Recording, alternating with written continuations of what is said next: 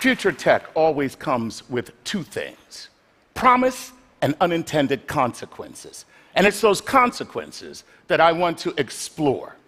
And before we get to how future tech may affect us, I'd like to spend a little time exploring the unintended consequences of some of our recent tech, namely social media. Social media, a few short years ago, was the tech of future you. Now it just is you. Social media was supposed to bring us together in ways we could never imagine, and the predictors were correct. These three girls are talking to one another without the awkward discomfort of eye contact. I call that advancement. We were supposed to be caught up in a communication tsunami, the likes of which the world has never seen, and that did happen, and so did this. One of these things is not like the other. Now look at this picture. If you pick the guy with the book, you are wrong. Or as a certain president would say, wrong. Clearly, three of these guys are reading, and one guy on the end is listening to music and playing Candy Crush. So are we more connected, or are we just more connected to our devices? Social media was supposed to place us in a veritable town square where we could engage one another with challenging ideas and debates. And instead, what we got were trolls. This is an actual tweet that I received. Chuck, no one wants to hear your stupid, ill-informed political views. I hope you get leprosy and die. Love, Dad. Now, the great thing about that tweet, if you look at it, just like most trolls, it's not that bad, because he wished leprosy on me instead of leprosy, and leprosy is not dangerous at all.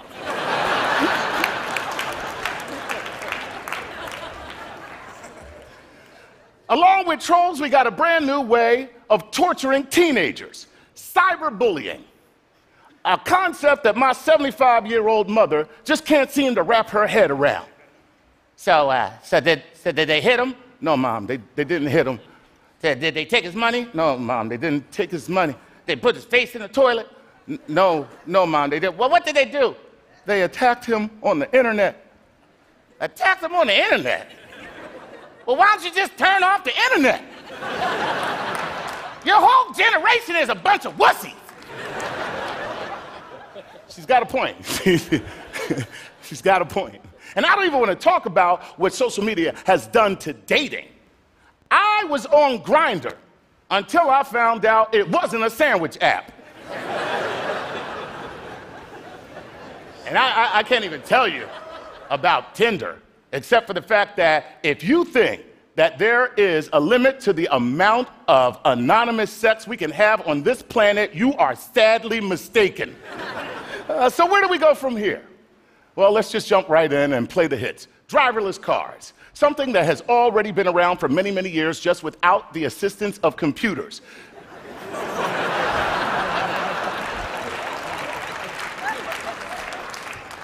Because for years, we have been driving while texting, putting on makeup, shaving, reading. Actually reading, that would be me. The other thing is that since driverless cars will be shared, most people won't own cars, and that means the DMV will go away. The DMV, I know what you're saying right now. There's no way this guy's going to stand up here and make a case for the DMV. Well, I don't know about you, but I do not want to live in a world where harsh fluorescent lights, endless lines, terrible forms to fill out, and disaffected, soulless bureaucrats remind me that I am pretty damn lucky not to work here. That is the real service they provide. The DMV. Come for the registration renewal. Stay for the satisfaction of knowing you made some pretty good life choices. Nobody will own their car in the future, and that means teenagers will not have a place to make out. So you know what that means? That means they will order driverless cars to do just that. I do not want to step into a vehicle and ask the question, why does this car smell like awkwardness, failure, and shame? If I want to ask that question, I'll walk into my own bedroom. So what else do we have to look forward to? That's right, artificial intelligence. Artificial intelligence, yes. You know, there was a time when artificial intelligence was a joke. I mean, literally, a quip that you would hear at a cocktail party when somebody would bring it up in conversation. Artificial intelligence? The only real artificial intelligence is our American Congress. Well, it's not funny anymore.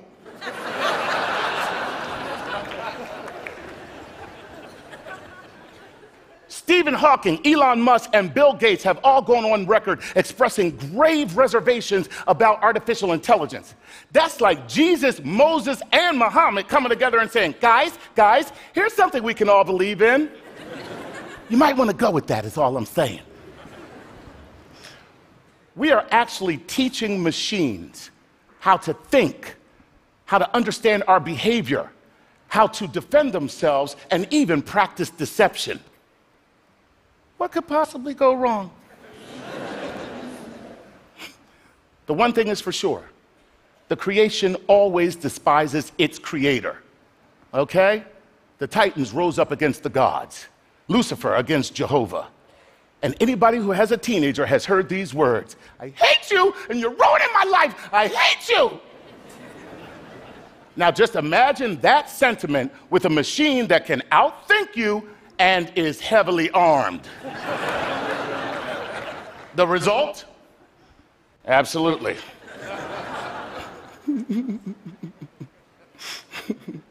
What we need to do before we perfect artificial intelligence is perfect artificial emotions.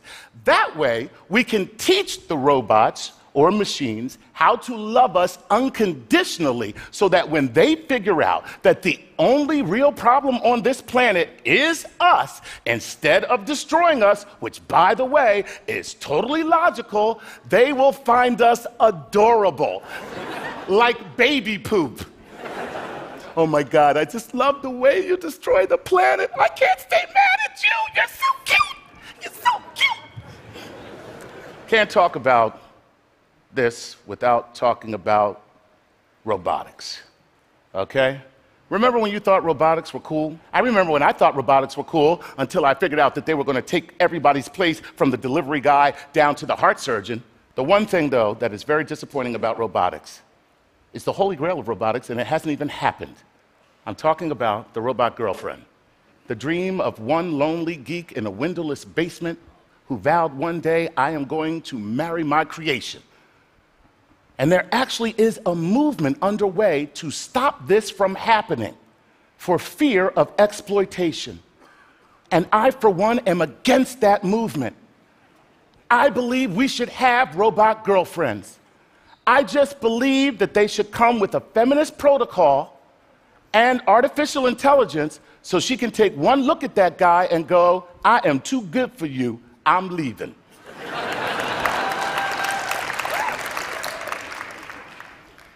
And finally, I have to talk about bioengineering, an area of science that promises to end disease before it even begins, to help us live longer, fuller, healthier lives.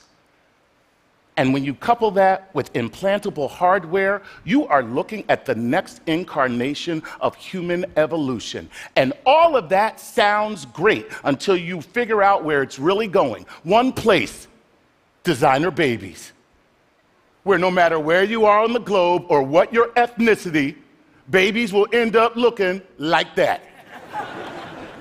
That boy is surprised because he just found out both his parents are black.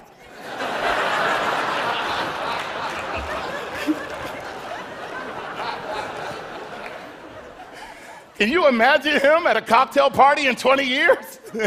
Yeah, both my parents are black. I mean, it's a little awkward at times, but you should see my credit rating. Impressive, very impressive.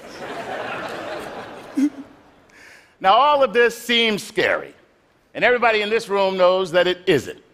Technology isn't scary, never has been, and it never will be. What's scary is us and what we will do with technology.